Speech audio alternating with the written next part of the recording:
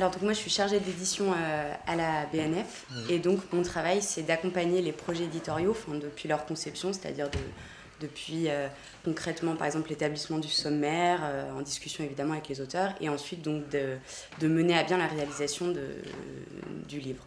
Pauline, on a eu beaucoup d'échanges pour savoir ce qu'on voulait effectivement raconter dans le livre. Ouais. Donc effectivement on s'était dit que ce qui pouvait être intéressant pour un grand public et aussi par rapport au travail de mémoire qui avait déjà été fait, c'était de raconter effectivement concrètement ce qu'a été la vie des enfants à Aisieux pendant une année.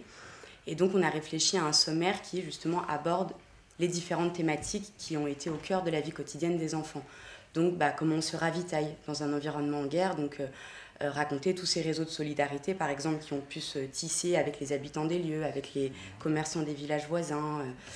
Voilà, on a des lettres par exemple d'un enfant qui remercie une commerçante de leur avoir envoyé des chaussettes tricotées, une lettre très touchante.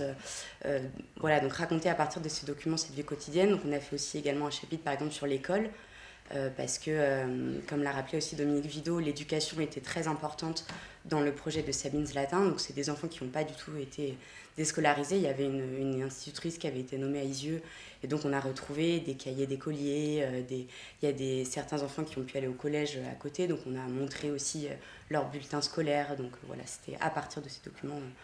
Voilà. Il y a aussi un chapitre effectivement sur les loisirs, sur les fêtes, les pièces de théâtre qui étaient très importantes à Aisieux, les spectacles, les anniversaires qui à chaque fois étaient l'occasion de belles fêtes dans le jardin, raconter aussi les soins quotidiens, comment est-ce qu'on fait sa toilette, parce qu'il y a une seule fontaine à Aisieux, un seul point d'eau, donc on a des photos qui montrent les enfants avec leurs bassines autour de la fontaine. Effectivement la matière historique est très difficile, enfin en soi c'est une histoire évidemment qui est pas facile à raconter, parce que voilà, mais donc c'est un projet forcément dans lequel on s'investit, et puis effectivement d'avoir tous ces documents sous les yeux, de les choisir, ça c'était particulièrement difficile parce que là c'est forcément on est investi émotionnellement dans le travail qu'on fait, donc oui je pense que c'était un projet qui était assez sensible de par la matière historique.